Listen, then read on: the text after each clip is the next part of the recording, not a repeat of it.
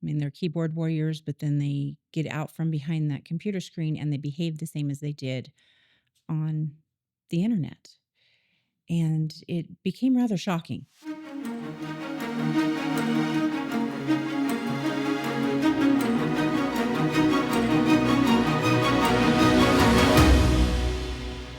Welcome to Shaping the Basin. I'm here today with Tracy Fields, and a lot of people might recognize you from Starvin Marvin. Yes.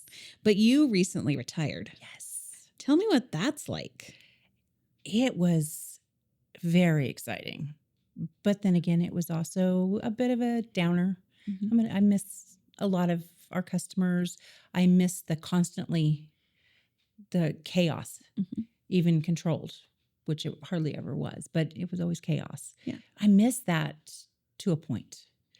But getting away from the industry has been amazing. Yeah. How long were you at Starvin Marvin's? Starvin Marvin's, we've been open almost 28 years.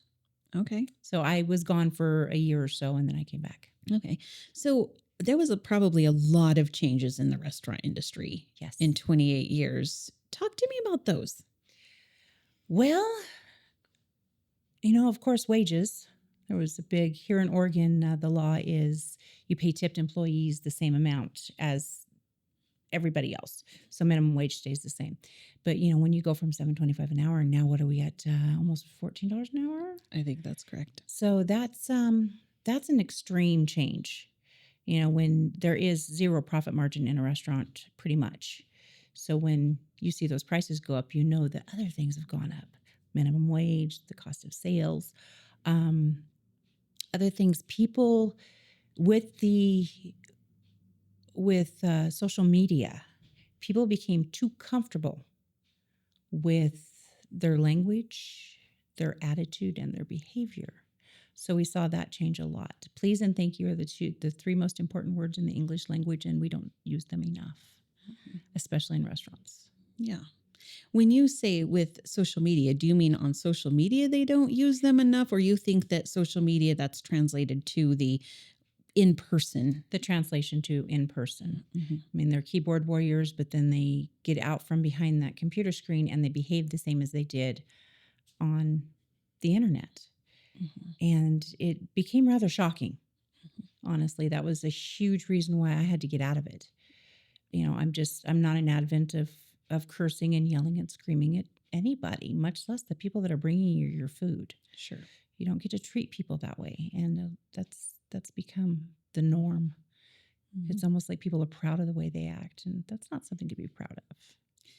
You might not want to, but can you tell me a particularly appalling story from a restaurant day? Oh, goodness. I will pick one. Okay. So during COVID, we were trying our best to keep our doors open. And we had a wonderful server that I absolutely miss and adore. Her name was Linda, and she was about 8 months pregnant. Well, we set up something trying to just make everybody happy where we would get the door for them. So the customers would walk up and there were signs on the door, please don't touch the door, we'll get the door for you. Well, she went out to get the door for a gentleman, and he was an older gentleman, very tall, very big, buff. And she got the door for him and she said, let me see if I have something for you. And he got in her face. And his fists were bunched up like he was going to punch her. And I just could not believe that this grown man would try to assault a pregnant woman, much less a woman, but a pregnant woman. Mm-hmm. And it was just, wow, what is happening with society that this is okay behavior? Mm-hmm. And that blew my mind. It's just food, man. It's just food. Calm down. I think that's true. Thank you for sharing that story, but I'm guessing that with 28 years, you also have some very heartwarming stories. Yeah. Can you share a couple of those? Well, our regulars become family. Mm-hmm. And, they have babies. And, in fact, they're still good friends of mine. Her husband went into the military, so he was shipped out. And she would come to the restaurant with her cravings. And so we would bend over backwards trying to make those cravings happen. So that was for her first one, and she did it for her second one and her third one. So I feel like they're Starvin Marvin babies. Oh, you know, they would we see them from when they're still in mom's belly. Clear. I mean, I think the oldest now might be going into junior high now. That's fun. And it's like watching your own kids grow. You know, they call me Aunt Tracy. They call Kristen down there. They call her Aunt No because we carry straws in our pocket, and the kids would reach over and try to pull the straws out of her pocket. And she'd say, no, no, no, no. So she became Aunt No. That's cute. 28 years seems like a really long time for a restaurant to make it. What do you think the key is? Treat everyone with respect. You treat your employees with respect and kindness, and don't ask them to do anything that you wouldn't do yourself. And I learned that the hard way. I mean, when I first started, I'm the boss. How dare you backed up? But if your employees are happy, your customers will be happy. And you do your best. You're not just a restaurant. You're not there just to give food. You're a meeting place. You're part of the community. Be part of the community. Don't just look at the money. There isn't any in a restaurant. You're not going to make it. But be part of the community. Do things. Donate time, donate food. Be there. You know, we hosted a lot of funeral after meals, and it's heartbreaking. We also hosted a lot of bridal showers, and, you know, it's just be there for the community. It's important. Yeah. This is reminding me of a different conversation I was in with another business. What are you really selling, right? Are you actually selling the meal, or are you selling that you're this gathering place? Are you selling an experience? You're selling the experience. Right. You're making it when people walk in. And one of the things when I would train a new server, I would stress to them how important it is to greet them. Somebody walks in that door, you want them to feel like, hey, I'm welcome here. Hey, folks, be right with you. Hey, guys, how you doing? You know, just make them feel, I don't care where they're from or who they are. Make them feel like, hey, I'm important in here. I'm somebody. Hey, this is cool. You know, the food's important too. It has to be good food. But the service has to be top notch. Absolutely. People can go to a place and have the best meal in the entire world, but if the service does not taste good for the service, that too. But if the service is bad, they won't go back. What do you? I think sometimes people think of good customer service as just being friendly, but I think it's more than that. What do you think makes good customer service? You make that person feel like they're the only person in the restaurant. And sometimes that's hard. You have the ones that want to tell their life story. And you're like, I've got 9 million other people. Let's go. You know? But you stop. Take a few seconds. Listen. And then you can, okay, yeah, I'll be right back. And then you can run away. But make them feel like they're important. Yeah. They're not just customers. They're people. And going out to eat can be an experience. You want it to be that. Yeah. You talked a little bit about the change in the customers and that. Was there changes in the employee pool? Oh, absolutely. Talk to me about those a little bit. Before COVID, we had long-term employees. I mean, we had a couple positions that were constantly rotating, but we had people that were with us for years. And COVID hit, and, you know, we had to lay off a whole bunch of people. And they went, and it's amazing. Some of them went back to school, or they went to a different job where they could receive an education. It's amazing. But of course, they didn't want to come back. Why would they? It's a hard job. And so after COVID, nobody really wanted to work anymore. You know, they wanted to, our policy on cell phones, no. You focus on the job. You can play on your cell phone when it's on your time. And I had hostesses, nope, And they would walk out the door like, because I asked you to put down your phone. Mhm. It became where we owed them something. The entitlement. And not all of them are like that. When Sure. I left, we had some amazing employees. But watching a lot of it, we went through so many people because they just didn't, oh, hey, I'm not feeling it today. I'm going to go ahead and go home. Mm. It's a Sunday. What do you mean you're not feeling it today? I never feel it, but come on. Right. But, there were several days we had to close because I didn't have staff. Mhm. That's hard. That's Yes. really hard. And I always wonder, how do people pay their bills if they don't show up for work? Right. That's probably a whole nother episode, Yes. right? I think you're right. On one of the things I'm always curious about is employers that do have long-term employees, and you mentioned being a good employer. Is that always about wages, or is there more to being a good employer? I think it's probably 50% wages and 50% of how you're treated. If you create a toxic environment for your employees, you're not going to keep them. Mhm. It doesn't matter how much you pay them. If it's toxic, they'll leave. Mhm. And I think a big part of that is supporting them. When customers are saying one thing and the server is saying another thing, I generally stand behind the servers. Mhm. The customer always wants to make it look like it's the server's fault, and it could go both ways. There's times when I've actually stood with the customer and said, you know what, you're right, I'm sorry. But most of the time I stand with my servers. You've got to back them up and let them know that you're not here. You're not a servant. Mhm. You can ask a customer to leave. Do it nicely, do it kindly, do it quietly, but you can do it. And I think backing them up means a lot. And it also backing up your cooks and your dishwashers, backing them up, making them feel supported. Sure. And when something is going on in their lives, care.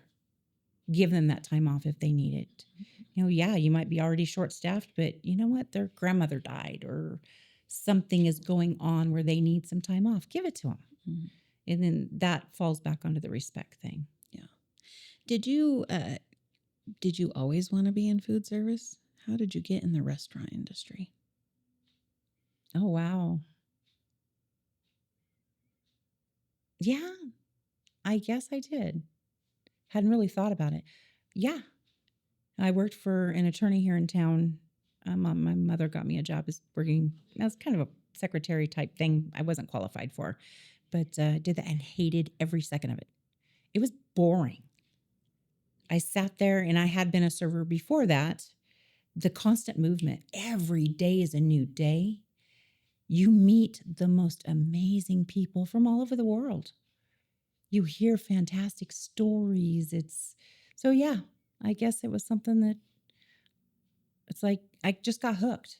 Mhm. I couldn't do anything else after that. I want to constantly be going, constantly be moving, constantly meeting new people. And in the restaurant industry, you get the career people, but they're constantly moving. They see the country, but they can get a job anywhere in the country. And you hear their stories and it's amazing. Mhm. I've always, we get the Burning Man people. And we've had some that come through every single year. And we love them. They're amazing people. Mhm. I don't care how dirty they are. They're awesome people. And there's a few of them that say, okay, when you pull up, open the door and I'll dive in and I'll go with you guys. I think it would just be an amazing experience. But I live vicariously through them because on their way back, they're exhausted, they're muddy, they're dirty, and they're like, oh, it was so much fun. We did this and this. So it's, you meet amazing people. Mhm. I love that aspect of it. And that's the part I'm gonna miss Mhm. quite a bit, Yeah. is meeting new people. I can see that. We get people in often that say, "Oh, I want to open a restaurant or open some kind of foods, a coffee shop, whatever it is." You did it for a long time. What advice would you give to somebody? Don't do it. No way. People look at they think of Gordon Ramsay. Oh, he's got a lot of money. Or, you look at these big name restaurants. There's no money in restaurants. You do not make $1 million. If you're going to open a restaurant, know that your last penny out of your retirement will probably go into it. If you want something, you're not going for the money. If you want to open a restaurant, don't do it for the money because it's not going to happen. 1 in a million, but it's not going to happen. Go into it because you love service. You have the gift of service. And work hard at it. Care about it. If you're going to do it, care about it. Don't go in, hire a bunch of people, and never show up. Mm-hmm. That's not the way to run any business, much less a restaurant. Yeah. How much did you work? Were you like a 7 days a week kind of person? At the beginning, I was putting in so much time, about 7 days a week. At that time, we were 5:30 to 2 or 6 o'clock to 2, 6 a.m. to 2. And I was there from 5:30 to sometimes 3:30, 4:30, 5:30, many times way into the night. At the end, my husband was diagnosed with tonsil cancer. So at the end, I was hardly ever there.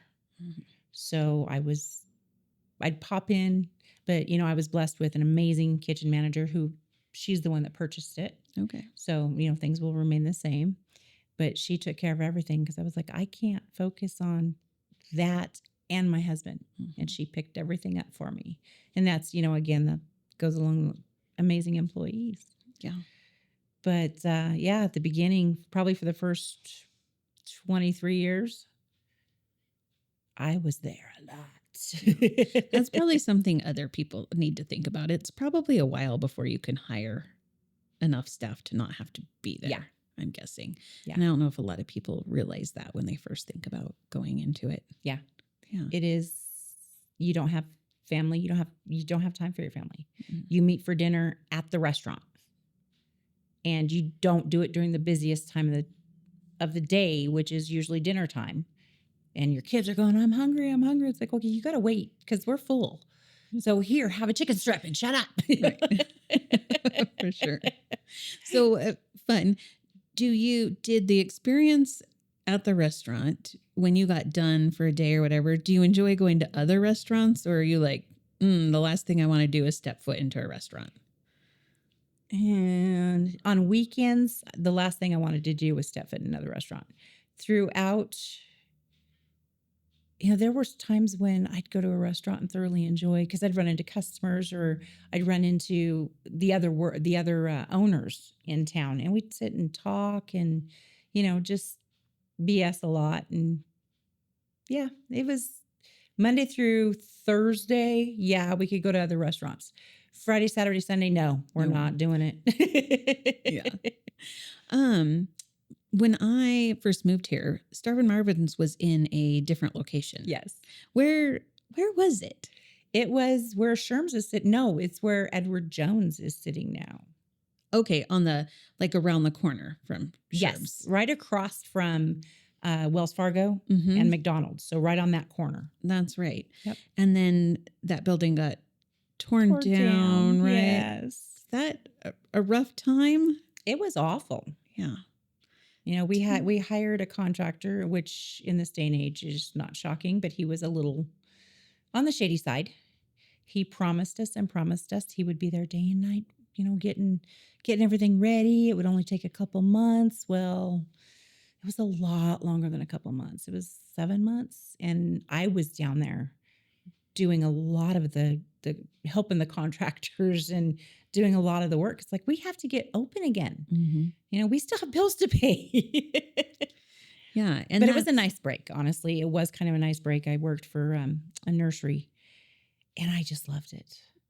It was a change of pace, and it was so nice because I still got the people and still the constant moving around. So I still got that.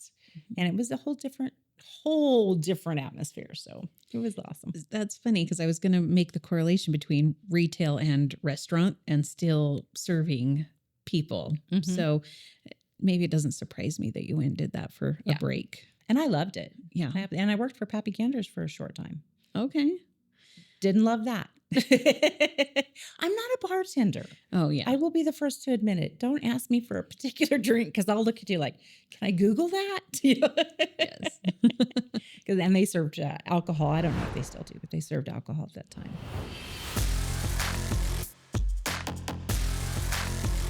If a picture says 1,000 words, imagine the story. 24 frames a second can tell about your business. 40 Deuce Films. Yeah. What are some of the other lessons you learned in the restaurant industry? The customer's not always right. Be kind. You don't know what somebody's going through. And when their people are hangry, just feed them. Yeah. And the last probably 5 years, and I've told irate customers this, it's just food. All you have to do, if you don't like your meal, tell your server. Within the first 3 bites, you're going to know if you like it or not.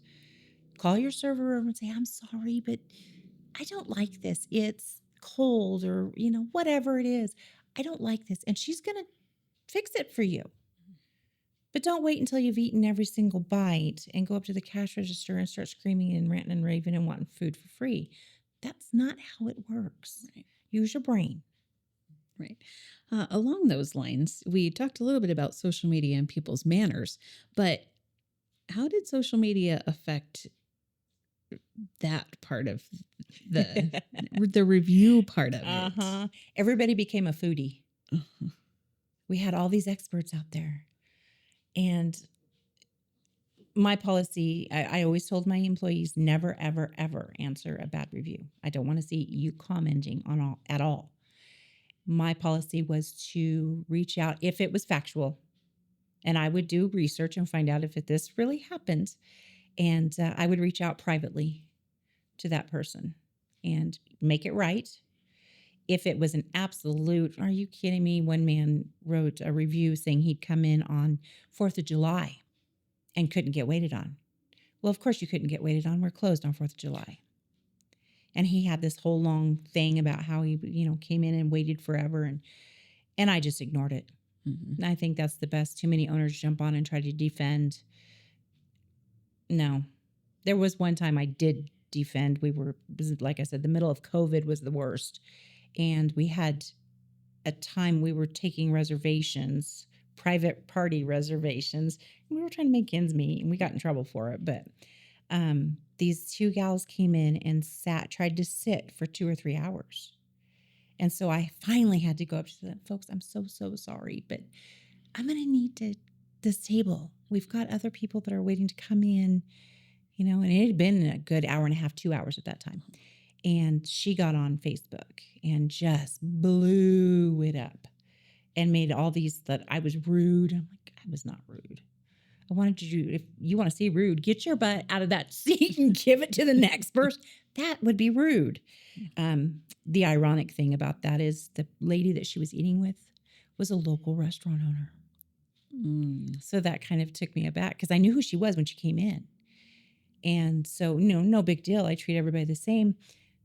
But it was funny that she would sit there that long knowing what was going on. It was COVID. She was struggling just as much as we were. And it was weird to me. And then her friend writes this huge long review. And I jumped on and said, okay, let's have some facts here. Sure. And I just laid it out. And if you'd like to come watch the video, you're more than welcome to come watch it because I have it all. People are funny sometimes. Yeah. We talk a lot about the good and the bad and everything else here in Klamath, but what from a citizen's standpoint, looking at the restaurant industry, what can people do to better support the restaurants? I mean, besides just going, I guess maybe scratch that question, but I'm thinking about this idea of the reviews and all the review pages out there on Facebook. and all of those kind of things. Scratch that question. It just irritates me. I read those and I'm like, people, did you talk to the owner and try to, so scratch that question because it was going someplace else. But people quit leaving bad reviews on social media sites. Make up your own mind. Yes, that's a good point. You know, just because somebody had a bad experience in one restaurant doesn't mean it's bad for everybody. Mm-hmm. Make up your own mind. And, you know, I always laugh at these. We've been going to such and such a place for years and years and years, and we went in there last week, and it was awful. So in years and years and years, you had one bad experience, and now you're never going back? Right. Did you listen to the words coming out of your own mouth? Just one bad experience doesn't give them another shot. Yeah. You know, even if you've been there twice and one time was fantastic and another time was not so good, give it that third try. Give people a chance. Everybody screws up. Oh, yeah. Everybody. Oh, yeah. And restaurants are no exception to that. Sure. I think about that when people go like the first day of business opens and then they're complaining about the service. I'm like, you went on the worst day while they're trying to figure out all the processes and everything else. There's always kinks when you first open. There's always kinks. Be kind. Yes. That and Mother's Day and Father's Day. Knock it off. You know, yes, you had to wait 3 hours for a table. You want to know why? Because everybody showed up at the same time for the same reason. They ruined my mother's whole day. Well, your mother has her expectations are way too high. Those are the days I don't go out to eat. Yeah, me either. I don't like holidays. You know, actually, I take that back. This Mother's Day was the first Mother's Day I got. My family has a tradition of going to Lake of the Woods for the brunch, or for the brunch. And this was the first year since, in 28 years, that I had Mother's Day off. Oh, that's exciting. I got to go have brunch at Lake of the Woods. It was amazing, by the way. Very good. Good service, I assume. Oh, it was fantastic. Beautiful that whole setting. place. The bartender there was absolutely primo. That's awesome. It was funny because, you know, Zach wrote an article about the restaurant. And we were sitting at the bar waiting for our table to be ready. And the gal, we were talking, I said, yeah, because I'm famous. Because it was a Herald News article, you know. I said, yeah, because I'm famous. And she turned, she goes, Starvin Marvin's? I said, see, I'm famous. That's fun. My husband's like, don't do that. I love that. Well, let's talk about what's next for you. And we've talked about that a lot. Thank you for sharing some of those details. But what are you doing now? I'm running a goat farm. I have a little farm store. And my goal is all things goat milk. So I have goat milk caramel. I'm working on goat milk fudge.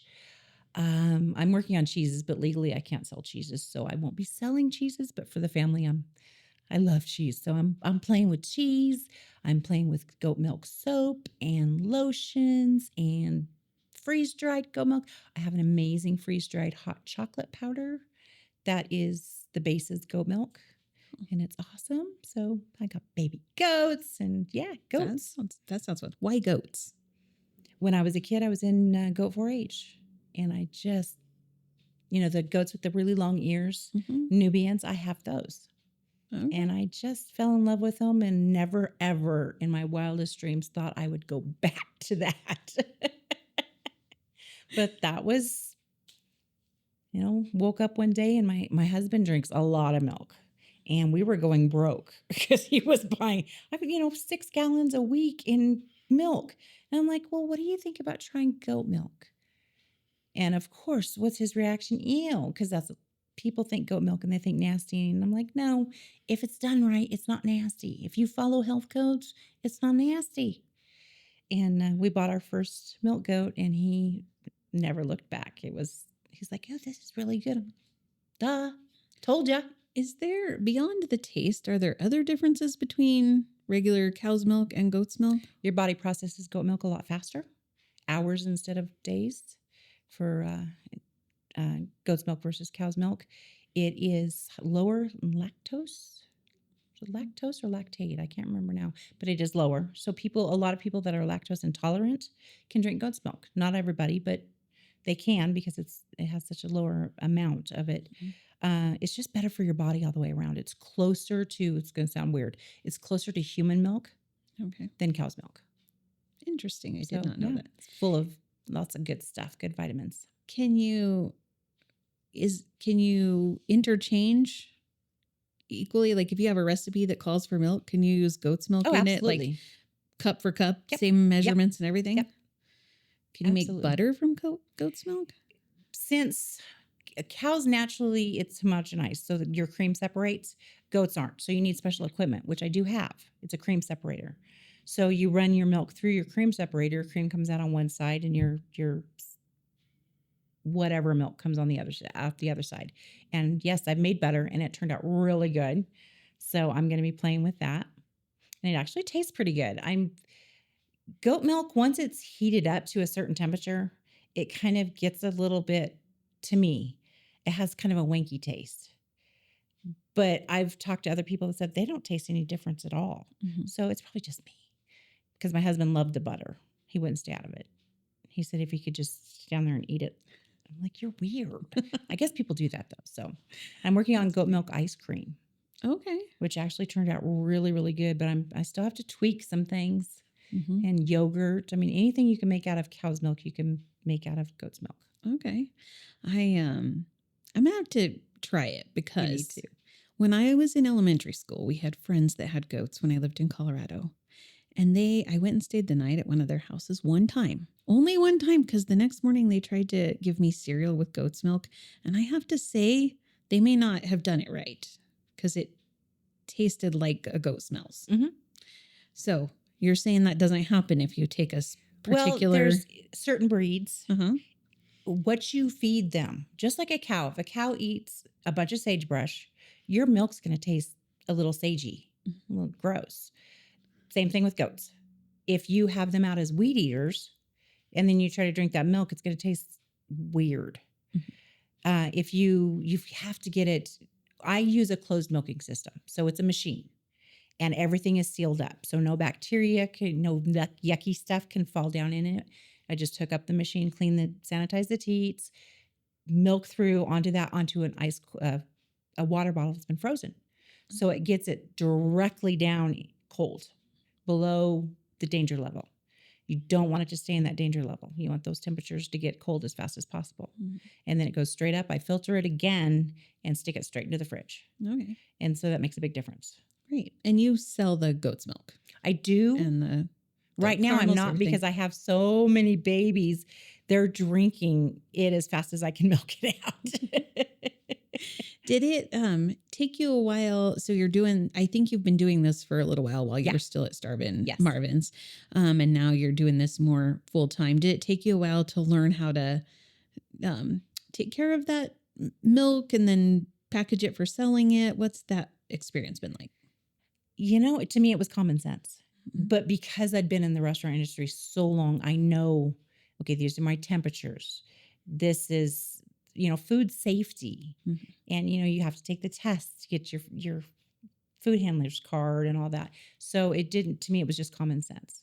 The faster you can get it cold, the less time it's going to be in that danger zone. Mm-hmm. And I try to act as if the health department can walk in at any time. Sure. So I keep all of my equipment sanitized, bleached. My milking area is clean all the time. And, my husband says, oh, you're just being too picky. It's like, no. When it comes to safe food handling, it's important. I can make somebody sick if I do something, if I just let it slip one time. And that would just petrify me. Yeah. Making somebody sick is scary. Yeah. So is your store open all the time? Is it order ahead? How does that work? Last week, I decided, about a month ago, my husband and I discussed it, and we decided when he felt better, we were going to open 5 days a week. Well, after this week, this was my first week of doing it. I started on Friday. So I realized that I can't be open 5 days a week and still get all the baking done because I bake the sourdough products. I want to add to my sourdough lineup, and I'm just not able to get into the kitchen and do it because I'm down at the store. So we've now decided we're going to be open Thursday, Friday, Saturday, Sunday, and closed Monday, Tuesday, Wednesday. Okay. And that way I can get my baking done because, sourdough products, I I do a long proof in the refrigerator. Okay. So you kind of want that. I don't want a super strong sourdough taste, but I do want, it's supposed to taste like sourdough. Mhm. So, it takes time. Yes, it does. All good things take time. Yes. So where do you see yourself in 5 years? Wow. In 5 years, I'm hoping that the farm is just the farm store is just booming and we're crazy busy. So my husband can quit work, but he won't. That's okay too. I own several lasers. So I want to do the paint and take parties. Oh. I really want to get into those. It's just right now I'm focused on baby goats. They're flying out everywhere, but I want to get into that. I just watching people have fun, Mhm. Just expanding the farm. Well, I appreciate your time today. This a was lot. fun. Thank you for having me. This was exciting. Of course. I have fun 3 questions I ask almost everybody at the end. So if I gave you $250,000 to do something with by the end of the day to make a difference in our community, what would you do? To make a difference in our community? Mm-hmm. Goodness. $250,000. So several years ago, my husband and I just talked about this, and I thought it would be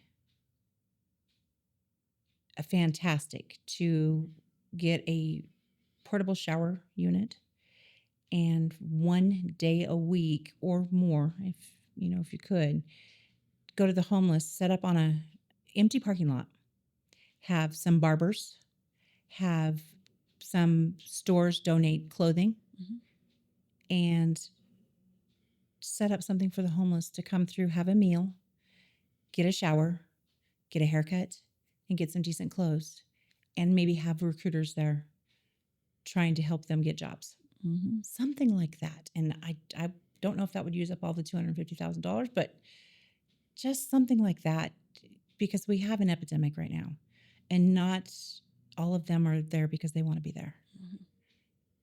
Everybody has the right to feel some pride in themselves. Yes. And sometimes that's a shower and a haircut and clean clothes is all it takes for a person to feel like a human being again. Mm-hmm. I don't know if that's community. I think it would be. I think that's a great answer. I'm not gonna. I don't argue with anybody, but I think that's a great answer. Do you have a role model? I'd have to say no. Okay. There's multiple people I look up to and admire, but not one specific person. No. Okay. If I'd have to say, it'd be Jesus Christ, our Lord and Savior. That'd be, there we go. There's my role model. Pretty good role model. Fantastic. What's one small change people could do in their community to make a difference? Be kind. Always be kind. Smile. When you pass somebody on the street, smile at them. You never know what that person is going through, and that smile can make their entire day. Just a hi, how you doing? Doesn't hurt. Doesn't cost you anything. Be kind and smile. I love that. Thank you. And thanks for everything you've done. And thank you to our sponsor, 40 Deuce Films. We'll see you next time. Thank you very much. Thank you.